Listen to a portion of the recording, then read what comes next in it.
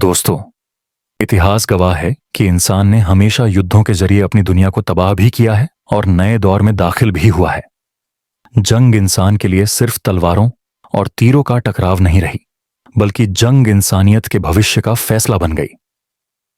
सोचिए, पहला विश्व युद्ध 1914 में शुरू हुआ। उसने पूरे यूरोप को आग में झोंक दिया। उस युद्ध ने पूरी दुनिया का नक्शा बदल कर रख दिया। बड़ी बड़ी सल्तनतें टूट गईं, नई सीमाएं बन गईं और इंसानियत ने पहली बार देखा कि मशीन गन्स, टैंक्स और केमिकल हथियार इंसान को किस हद तक बर्बाद कर सकते हैं। फिर आया दूसरा विश्व युद्ध। 1939 से 1945 तक चला। ये युद्ध इंसान के खून का समुंदर बहा गया। हिरोशिमा और नागासाकी पर गिराए गए एटम बम ने दुनिया को दिखा दिया कि इंसान अपनी ही बनाई हुई टेक्नोलॉजी से खुद को एक पल में राख बना सकता है। 2 शहर चंद सेकंडों में मिट्टी का ढेर बन गए और लाखों लोग एक ही दिन में जलकर खाक हो गए। दोस्तों, अब सवाल उठता है, अगर पहला और दूसरा विश्व युद्ध इंसानियत के लिए इतना तबाहकुन साबित हुआ, तो तीसरा विश्व युद्ध कैसा होगा? क्या इंसानियत को अब इससे भी बड़ी तबाही का सामना करना पड़ेगा? और सबसे अहम सवाल, क्या यह जंग इजराइल से शुरू होगी? आज की दुनिया पर नजर डालिए, हर तरफ तनाव ही तनाव है। मध्य पूर्व, मिडिल ईस्ट में हर वक्त आग लगी हुई है।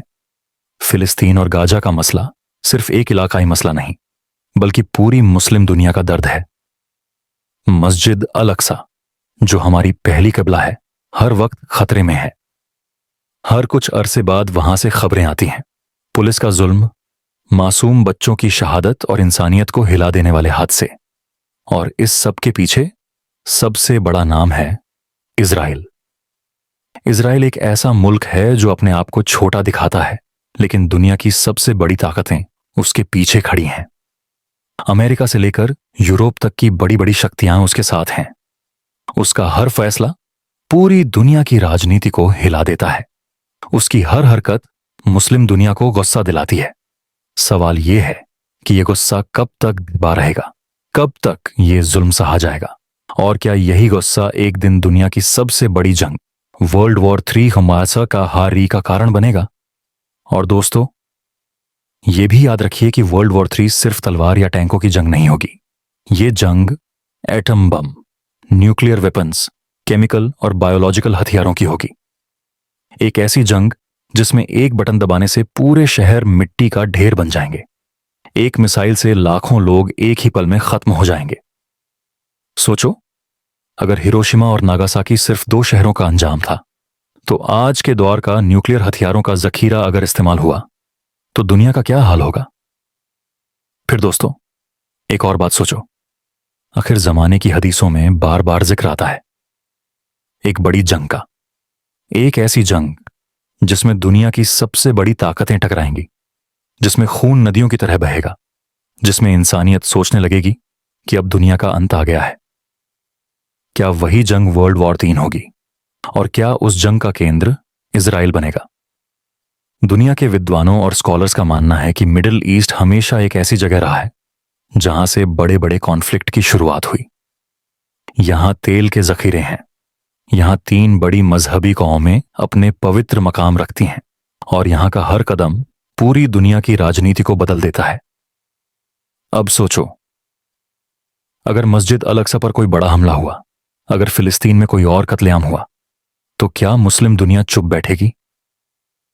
क्या उस वक्त यह मसला सिर्फ एक इलाके तक सीमित रहेगा, या पूरी दुनिया की जंग बन जाएगा? और सबसे खतरनाक बात, अब दुनिया बहुत छोटी हो गई है।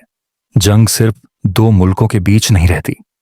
सोशल मीडिया, न्यूक्लियर टेक्नोलॉजी और सुपर पावर अलायंसेस ने हर जंग को ग्लोबल बना दिया है।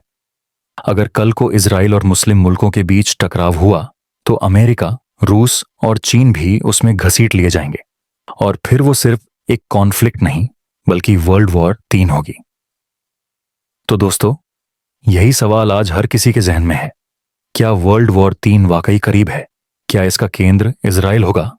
और क्या आखिर जमाने की वो बड़ी जंग जिसका जिक्र हदीसों में है, अब हमारे सामने आने वाली है? ये है हमारी कहानी की शुरुआत। एक कहानी जो सिर्फ राजनीति, या इतिहास नहीं, बल्कि इंसानियत के भविष्य का फैसला है। वर्ल्ड वॉर 3 क्या ये इजराइल से शुरू होगी? दोस्तों, अगर हम आज की दुनिया पर नजर डालें तो हमें साफ दिखता है कि हालात कितने नाजुक हो चुके हैं। हर कोना बेचैनी और डर से भरा हुआ है। न्यूज चैनल खोलिए, अखबार पढ़िए, सोशल मीडिया स्क्रॉल कीजिए, हर जगह सिर्फ तनाव, जंग की धमकियां और तबाही की खबरें हुए। मध्य पूर्व, मिडल ईस्ट, जिसे लोग कभी धरती का दिल कहते थे, आज एक बारूद का ढेर बन चुका है। यहां हर छोटे मसले से दुनिया भर की सियासत हिल जाती है। तेल और गैस के जखीरे इस इलाके को और भी अहम बना देते हैं, लेकिन इन दौलतों से ज्यादा अहमियत रखता है यरूशलम, जेरूसलम और मस्जिद अल अक्सा। यही वो जगह है जहां से हर रोज खबरें निकलती हैं और पूरी दुनिया को हिला देती हैं। फिलिस्तीन की सड़कों पर हर रोज खून बहता है। बच्चे पत्थर उठाते हैं और उनके सामने गोलियों से लैस फौजी खड़े होते हैं। बुजुर्ग और औरतें हर रोज अपने घर छोड़ने पर मजबूर होते हैं। ये तस्वीरें सिर्फ फिलिस्तीन का दर्द नहीं, बल्कि पूरी मुस्लिम उम्मत का दर्द है। यही मसला दुनिया के करोड़ों लोगों के दिलों को बेचैन कर देता है। अब जरा सोचिए, जब एक छोटे इलाके की खबर पूरी दुनिया की मीडिया को हिला सकती है, तो अगर यहां कोई बड़ा धमाका हुआ, अगर यहां कोई बड़ा कदम उठाया गया, तो इसका असर कितनी तेजी से पूरी दुनिया में फैलेगा। इजराइल की सियासत हमेशा से तगड़ी रही है। वो कभी पीछे नहीं हटता।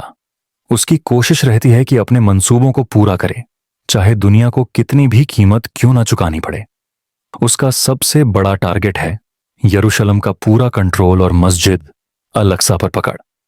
और यही वो नुक्ता है जो करोड़ों मुसलमानों के दिलों को जलाता है। लेकिन यह मसला सिर्फ मुसलमानों का नहीं है। सोचिए, अगर इस इलाके में जंग छिड़ी तो कौन कौन इसमें कूदेगा? अमेरिका, जो हमेशा इजराइल का सबसे बड़ा सहारा रहा है। रूस, जो पहले ही सीरिया और ईरान में अपनी पकड़ मजबूत कर रहा है। चीन, जो चुपचाप अपनी ताकत बना रहा है और दुनिया के हर मसले में कूदना चाहता है। ये तीनों सुपर पावर्स पहले ही एक दूसरे से खफा हैं। एक छोटी सी चिंगारी उन्हें सीधे टकराव की तरफ धकेल सकती है। और अगर ऐसा हुआ तो ये सिर्फ एक इलाकाई जंग नहीं रहेगी, ये पूरी दुनिया को अपनी आग में खींच लेगी। दोस्तों, आज की दुनिया पहले से कहीं ज्यादा जुड़ी हुई है। इंटरनेट, सोशल मीडिया, न्यूक्लियर हथियार और ग्लोबल इकोनॉमी, सबने इस जाल को और पेचीदा बना दिया है। अगर एक जगह आग लगे तो उसका धुआं पूरे ग्लोब पर छा जाता है। अगर किसी एक मुल्क पर पाबंदी लगे तो दुनिया भर की मार्केट्स गिर जाती हैं। अब जंग सिर्फ सरहदों तक सीमित नहीं रहती, वो पूरी इंसानियत पर असर डालती है। आज का हाल ये है कि हर बड़ा मुल्क हथियारों की दौड़ में लगा है। अरबों डॉलर के बजट सिर्फ आर्मी और मिलिट्री पर खर्च किए जा रहे हैं। हर साल नए न्यूक्लियर हथियार बनाए जा रहे हैं। ड्रोन टेक्नोलॉजी से लेकर साइबर वॉर तक हर नया हथियार इसी इंतजार में है कि किसी जंग में इस्तेमाल हो। सोचिए, जब इतने हथियार तैयार हैं, इतने देश एक दूसरे से खफा हैं, तो क्या ये सब सिर्फ सिर दिखावे के लिए है, या वाकई वो दिन करीब है जब ये सब इस्तेमाल होंगे? मध्य पूर्व की सरजमीन पर अगर जरा भी हलचल हुई तो इसका असर सीधा पाकिस्तान, भारत, ईरान, तुर्की और अरब मुल्कों तक जाएगा। और इन मुल्कों की तरफ से कोई भी बड़ा कदम लिया गया तो अमेरिका और यूरोप खामोश नहीं बैठेंगे, रूस और चीन भी चुप नहीं रहेंगे। इस तरह देखते ही देखते एक छोटी चिंगारी पूरी दुनिया को आग में झोंक देगी। दुनिया की हालत आज बिल्कुल वैसी है जैसे तूफान से पहले का सन्नाटा। ऊपर से सब कुछ ठंडा दिखता है, लेकिन अंदर से जमीन गर्म हो रही है। लोग अपने कामों में लगे हैं, लेकिन हर देश के हुक्मरान जानते हैं कि हालात कितने खतरनाक मोड़ पर खड़े हैं। और सबसे डराने वाली बात यह है कि न्यूज मीडिया और पॉलिटिशियन खुले तौर पर वर्ल्ड वॉर 3 की बातें करने लगे हैं। अखबारों में हेडलाइंस छप रही हैं। क्या तीसरा विश्व युद्ध करीब है? टीवी चैनल्स पर डिबेट हो रही है। क्या यह जंग इजराइल और फिलिस्तीन से शुरू होगी? सोशल मीडिया पर लोग हर रोज वर्ल्ड वॉर 3 ट्रेंड कर रहे हैं। यानी अब यह सिर्फ एक तासुर नहीं, बल्कि एक हकीकत बन चुकी है।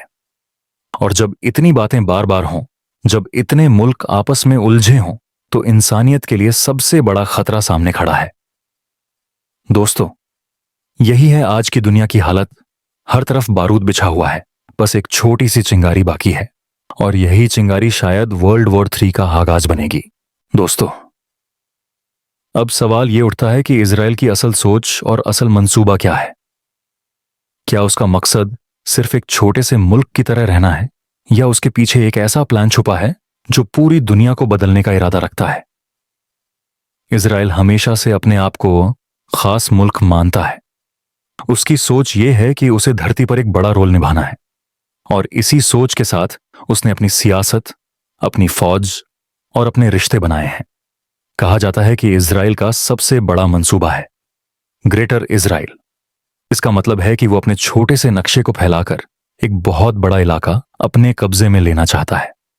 पुराने नक्शों और कुछ किताबों में यह तक कहा गया है कि ग्रेटर इजराइल मिस्र के नील नदी से लेकर इराक के फरात नदी तक फैला हुआ है, यानी अरब के कई मुल्कों के हिस्से उसके नक्शे में शामिल किए गए हैं। सोचिए, अगर कोई छोटा मुल्क इतना बड़ा ख्वाब देखे कि उसके पड़ोसी सारे मुल्क उसकी हद में आ जाए, तो क्या इसका मतलब ये नहीं कि आने वाले वक्त में वो किसी बहुत बड़ी जंग की तैयारी कर रहा है। इजराइल का दूसरा सबसे बड़ा टारगेट है यरूशलेम का पूरा कंट्रोल। यह सिर्फ सियासी मामला नहीं, बल्कि मजहबी भी है। यरूशलेम 3 बड़े मजहबों के लिए पवित्र जगह है, यहूदी, ईसाई और मुस्लिम। मुसलमानों के लिए यहां मस्जिद अल अक्सा है, जो हमारी पहली किबला है। लेकिन इजराइल चाहता है कि इस जगह पर उसका पूरा हक हो। कुछ रिपोर्ट्स और रिसर्च ये बताती हैं कि इजराइल लंबे अरसे से मस्जिद अल अक्सा के नीचे खुदाई कर रहा है। उनका दावा है कि वहां पुराना यहूदी मंदिर था, जिसे वो फिर से बनाना चाहते हैं। अगर ऐसा हुआ तो सोचिए मुसलमानों का गुस्सा किस हद तक पहुंचेगा, और यही एक चिंगारी बन सकती है किसी बहुत बड़ी जंग की। इजराइल का तीसरा मंसूबा है टेक्नोलॉजी और इकोनॉमी से दुनिया को कंट्रोल करना। आज आप देख रहे हैं कि दुनिया की कई बड़ी टेक कंपनियों और हथियार बनाने वाली इंडस्ट्रीज पर इजराइल का बहुत असर है। उनकी मिलिट्री टेक्नोलॉजी को दुनिया की सबसे एडवांस्ड माना जाता है। ड्रोन से लेकर साइबर सिक्योरिटी तक वो हमेशा एक कदम आगे रहते हैं। और जब किसी मुल्क के पास ऐसी ताकत हो, तो वो सिर्फ अपने बचाव के लिए नहीं, बल्कि दूसरों पर काबू पाने के लिए भी उसे इस्तेमाल करता है। चौथा मंसूबा है अपनी ताकत को मजहबी भविष्यवाणियों से जोड़ना। यहूदी मजहब की कुछ किताबों में लिखा है कि आखिर जमाने में एक बड़ी जंग होगी, और उस जंग के बाद उनका मेसिहा आएगा जो पूरी दुनिया पर हुकूमत करेगा। यही सोच उनकी सियासत और फौज को ताकत देती है। वो समझते हैं कि अगर वो यरूशलेम को पूरा अपने हाथ में ले लें और मस्जिद अल अक्सा पर काबू पा लें, तो उनका मेसिहा जल्दी आएगा। दोस्तों, अगर आप गौर से देखें तो ये सब बातें मिलकर एक ही तस्वीर दिखाती हैं। एक तरफ नक्शा फैलाने का प्लान, दूसरी तरफ यरूशलेम और मस्जिद अल अक्सा पर कब्जा, तीसरी तरफ टेक्नोलॉजी और मिलिट्री से दुनिया पर पकड़, और चौथी तरफ मजहबी भविष्यवाणियों को पूरा करने की कोशिश।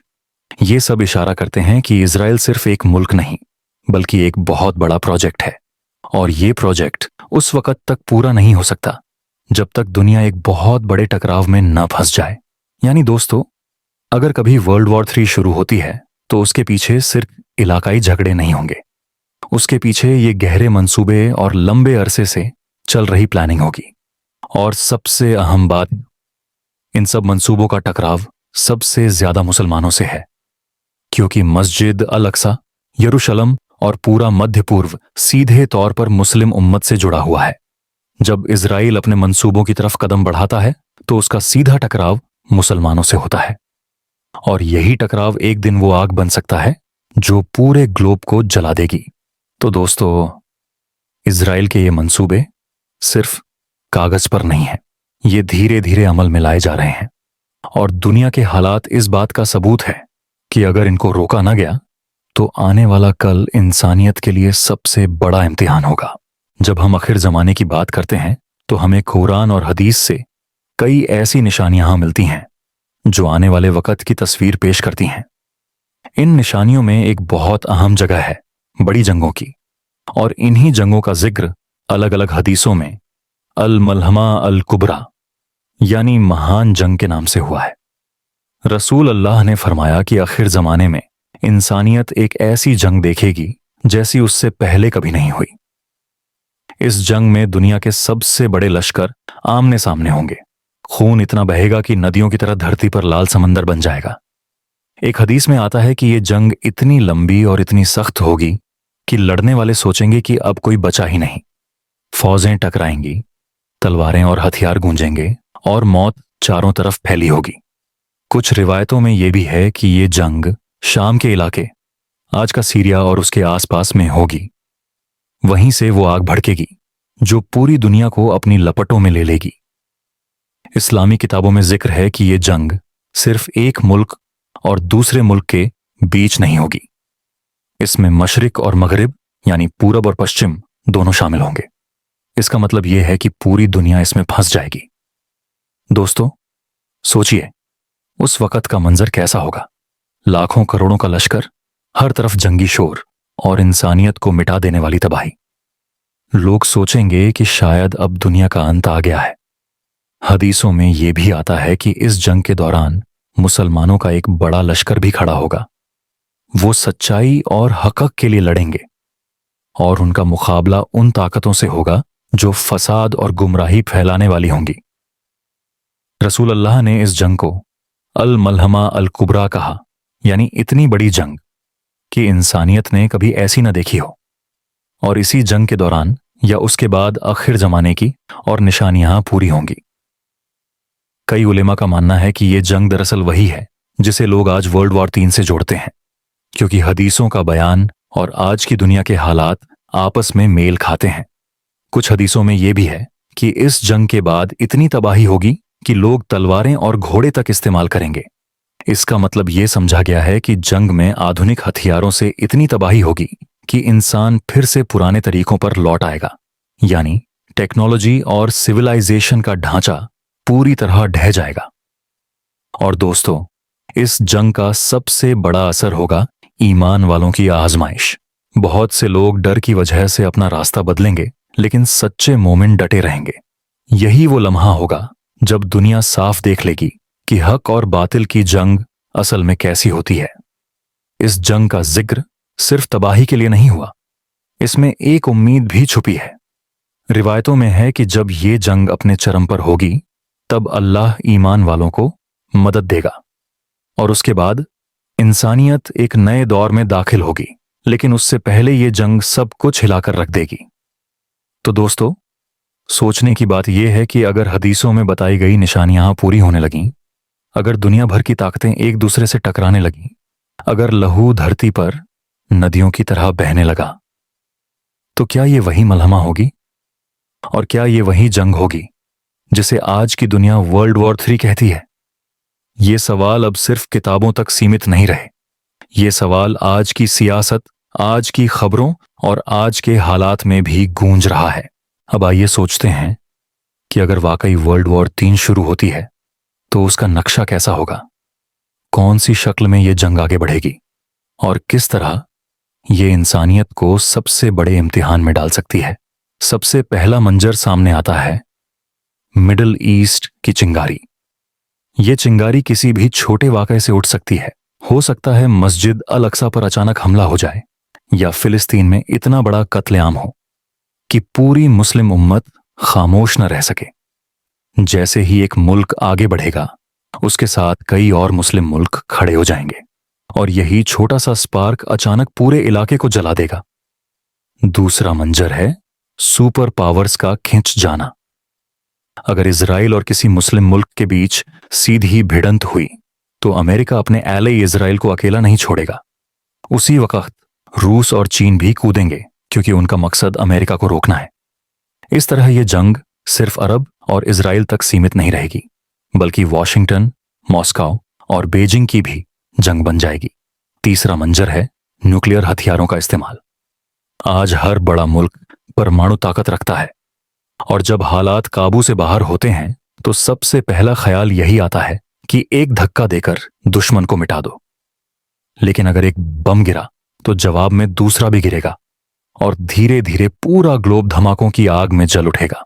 सोचो, वो पल जब आसमान में सूरज नहीं बल्कि न्यूक्लियर मशरूम बादल चमकेंगे। चौथा मंजर है इकोनॉमी का गिरना।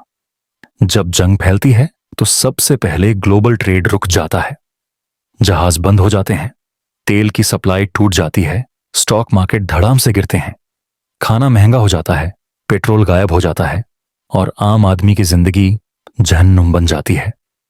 एक तरफ बम बरस रहे होंगे, दूसरी तरफ भूख और गरीबी लोगों को मार रही होगी। पांचवां मंजर है साइबर वॉर। आज के दौर में सिर्फ मैदान जंग ही जंग का हिस्सा नहीं है, कंप्यूटर और इंटरनेट भी हथियार बन चुके हैं। एक क्लिक से किसी मुल्क की बिजली बंद की जा सकती है, बैंकों का सारा डेटा मिटाया जा सकता है, हॉस्पिटल्स को अंधेरे में डुबोया जा सकता है। यानी गोली चलाने से पहले कीबोर्ड दबेगा और जब साइबर सिस्टम्स गिरेंगे तो पूरी दुनिया अफरा तफरी में डूब जाएगी। छठा मंजर है रिफ्यूजी क्राइसिस। जैसे ही जंग फैलेगी, करोड़ों लोग अपने घर छोड़ने पर मजबूर होंगे, शहर वीरान हो जाएंगे, सड़कें खाली और लाखों लोग सरहदों की तरफ भागेंगे। बच्चे सातवां मंजर है बायोलॉजिकल और केमिकल वॉर। वर्ल्ड वॉर 2 में इंसान ने ये हथियार आजमाए थे, लेकिन वर्ल्ड वॉर 3 में उनका इस्तेमाल कहीं ज्यादा खतरनाक स्तर पर हो सकता है। इमेजिन करो, हवा में ऐसा जहर फैला दिया जाए जो इंसान को सांस लेने तक से मार दे, या पानी में ऐसा केमिकल डाल दिया जाए कि पूरा शहर बीमारियों से गिर पड़े। मौत चारों तरफ से आएगी, हवा से, पानी से और खाने से। आठवां मंजर है रिलीजियस डिवीजन। वर्ल्ड वॉर 3 सिर्फ सरहदों की लड़ाई नहीं होगी, ये मजहबी और नस्ली नफरतों को भी हवा देगी। मोहल्ले मोहल्ले, शहर शहर लोग आपस में टकराएंगे। मुसलमानों को टारगेट किया जाएगा और दूसरी तरफ मुस्लिम उम्मत भी एक होकर उठेगी। ये जंग ग्लोबल सिविल वॉर का रूप ले सकती है। 9वां मंजर है सिटीज का खत्म होना। सोचो, Karachi, Delhi, Istanbul, Tehran, London, New York, ऐसे बड़े बड़े शहर जो आज रोशनी और शोर से भरे हैं, वो एक ही दिन में खामोश खंडहर बन जाए। इमारतें गिर जाएं, सड़कों पर सिर्फ मलबा और धुआं रह जाए। जिन जगहों पर जिंदगी की भीड़ थी, वहां सिर्फ मौत का सन्नाटा होगा। 10वां मंजर है इंसानियत का साइकोलॉजिकल कोलैप्स। जंग सिर्फ जिस्म को नहीं मारती, दिमाग को भी तोड़ देती है। जब बच्चे रोज मौत देखें, जब लोग हर दिन बमों की आवाजें सुने, तो उनका ईमान, उनका हौसला और उनका सब्र आजमाया जाएगा।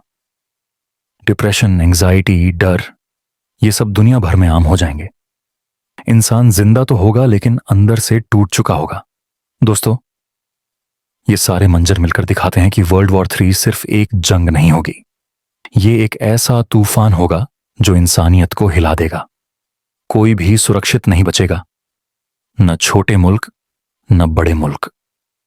और यही वो सिनेरियो है जो हमें सोचने पर मजबूर करता है कि क्या हम उस दौर के करीब पहुंच चुके हैं। दोस्तों, वर्ल्ड वॉर 3 के इन सारे मंजर सुनकर दिल कांप जाता है। सोचो, अगर सचमुच ऐसा हुआ तो इंसानियत का क्या बचेगा? ना शहर, ना इमारतें, ना कारोबार, ना अमन, सिर्फ तबाही, मौत और अंधेरा। इतिहास गवाह है कि जब भी इंसान ने अपने अहंकार में, अपनी ताकत के नशे में बड़ी बड़ी जंगें लड़ी हैं, उसका अंजाम हमेशा बर्बादी ही हुआ है। पहला विश्व युद्ध, लाखों जानें गईं। दूसरा विश्व युद्ध, करोड़ों लोग मारे गए। और अगर तीसरा विश्व युद्ध शुरू हुआ तो इसका अंजाम पिछले दोनों से कहीं ज्यादा खतरनाक होगा। लेकिन दोस्तों, इस सब के बीच एक बड़ी सच्चाई है। इंसान चाहे कितनी भी ताकत जमा कर ले, चाहे उसके पास कितने भी हथियार हों, चाहे वो कितना भी घमंड कर ले, अल्लाह की कुदरत के आगे वो कुछ भी नहीं है। वो वही अल्लाह है जिसने नमरूद और फिरौन जैसे जालिमों को मिटा दिया। वही अल्लाह है जिसने समंदरों को फाड़ा, आग को ठंडा कर दिया और पहाड़ों को हिला दिया। तो असल सबका यह है कि हमें सिर्फ दुनिया की ताकत पर नाज नहीं करना चाहिए, हमें अपने ईमान को मजबूत करना चाहिए। क्योंकि अगर वर्ल्ड वॉर 3 भी आई, अगर पूरी दुनिया डगमगाने लगी, तो जो अल्लाह पर भरोसा करेंगे वही कामयाब होंगे। ये वीडियो कोई डराने के लिए नहीं है, बल्कि हमें याद दिलाने के लिए है कि जिंदगी छोटी है और ये दुनिया फानी है। असल कामयाबी इस बात में है कि हम अपने रब को राजी कर लें ताकि जब भी मौत आए हम तैयार हों। और दोस्तों, इस सब के बाद एक और बात, हमें आज की दुनिया को देखना चाहिए और समझना चाहिए, क्योंकि जो कुछ हो रहा है वो हमें सोचने पर मजबूर करता है कि आखिर जमाना करीब है। तो चलो हम सब कर लें और अपने ईमान को मजबूत करें। दोस्तों, अगर आपको ये वीडियो अच्छा लगा और आप चाहते हैं कि आपको ऐसी ही और रहस्यमयी, इबरत भरी और हकीकत से जुड़ी कहानियां हो मिलती रहें, तो हमारे चैनल लॉस्ट एम्पायर्स को जरूर सब्सक्राइब करें। बेल आइकॉन दबाना मत भूलना ताकि हर नई कहानी सबसे पहले आप तक पहुंचे। आपका साथ ही हमारी ताकत है और इसी से हम और सच्चाइयां और इतिहास के छुपे हुए राज आप तक लाते रहेंगे।